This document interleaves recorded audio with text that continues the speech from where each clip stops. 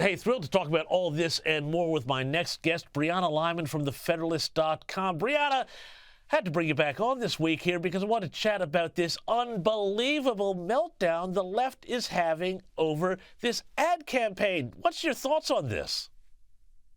It's actually crazy what's going on right now. So the left, at least in America, we have this really bad habit of where the left likes to look through everything through a lens of either race or ideology, right? Nothing can ever just be. You can't just have a hot girl in denim. There has to be something behind it. And it is this type of ideology that is alienating not only the average American, but in particular, to your point, young men. Democrats and the left, who are wringing their hands over this apparent Nazi, Hitler-like campaign, are the same people who for 8 months have been saying, how do we win back 18 to 29-year-old young men? Here's a great idea. Stop ruining everything they love, like hot girls in denim. Stop attacking the most basic things and alienating them.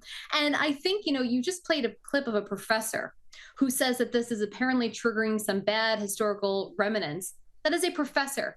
That is someone who is teaching the next generation of Americans, and she's indoctrinating them with this ridiculous notion that a Gene campaign is somehow Hitler adjacent. It's just nuts to me, but I mean, the fact that the ad campaign is running is kind of a good thing, isn't it? Because to me, I'm wondering, and I'd love to know your thoughts, is this an indication that corporate America and the ad industry, which foisted, Dylan Mulvaney and all these other people on us, have they finally woken up to the notion, have they internalized the old credo that we've said on this program for years, go woke, go broke? I am actually holding my breath because I'm worried that American Eagle or Sydney Sweeney is going to come out with some kind of apology. An apology for what, I don't know, because they did nothing wrong, but I'm worried that they're going to buckle. So I think it's important that, we have this discussion, that others on the right have this discussion to send the signal that, you know what? Most of the country agrees that this was a cool, fun ad. We all like to see Sydney Sweeney. She's beautiful, and nothing more. So I'm hoping they don't buckle. If they buckle, though, it sets the precedent that the left still has that chokehold on the narrative and on culture where they can set what's appropriate and what's not. Well, American Eagle shares are up, I think, something like 23%. So I think the market has pretty much told them not to apologize. But what about the broader implication for the left and the Democrats? I mean, this anti-Sydney Sweeney crusade isn't really going to help them win back young men who they are hemorrhaging. And I love this story the Washington Post has just published. They've done a report on the Democrats and their trouble with men. And apparently some Democrat polling group did focus groups, and they found that the focus groups said that, and I love this, the only masculine role model in the Democrats anymore that anyone could name was Barack Obama. I mean, that's a pretty sorry state for masculinity in the Democrat Party, isn't it? It is. And if you recall last year when they chose Tim Walz as Kamala Harris's running mate, they told us that his masculinity was, quote, terrifying.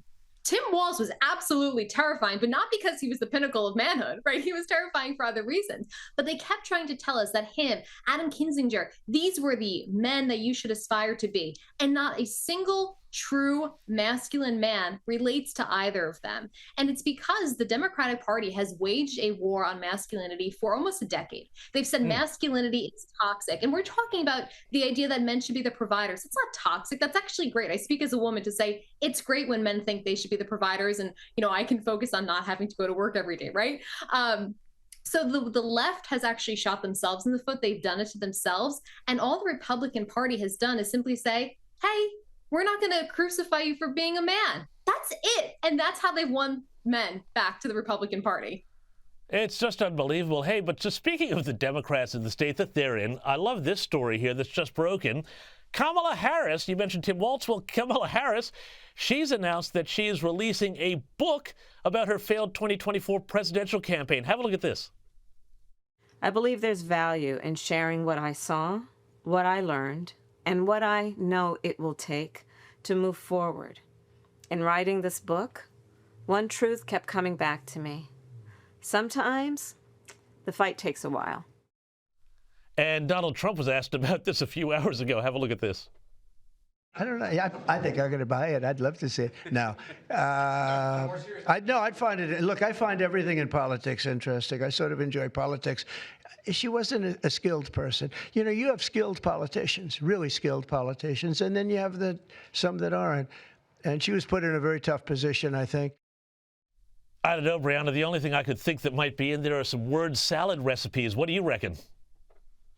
I'm actually curious to see what she includes in there because the title of her book, 107 Days or whatever, it already tells us that this entire book is going to be her trying to explain that the only reason she lost this election is because she just didn't have enough time. She's going to completely disregard the fact that she was extremely unpopular, disregard the fact that she would not sit down for interviews for weeks. She'll disregard the fact that she probably would have had a much better chance at winning had she chosen Josh Shapiro of Pennsylvania instead of Tim Walz. She's going to have to explain why she didn't choose Josh Shapiro. Could it have to do with the fact that he's Jewish and she was trying to appease the radical Islamist base of the Democratic Party? I don't know. So to wonder what's in this book is actually keeping me on the edge of my seat because there are so many things we want to hear from her, and it's going to be none of the things that she actually tells us.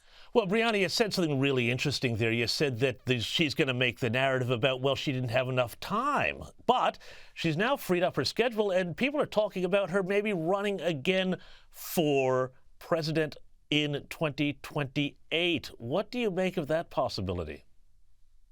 I don't know if there is an appetite for her again. Remember, this is someone who ran one of the costliest campaigns. What, $1 billion is what they spent. They actually went into debt.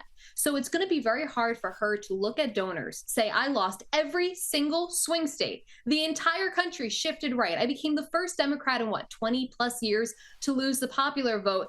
And you should actually back me one more time. I don't know how she would make that case, especially when there are people on the Democratic side, like Kentucky's Governor Andy Beshear, Pennsylvania's Governor Josh Shapiro, who are a little more moderate, they're a little more subdued, and they haven't had the massive failures that Kamala's had. Brianna Lyman, love your work as always. Thank you so much, and check out her stuff on thefederalist.com.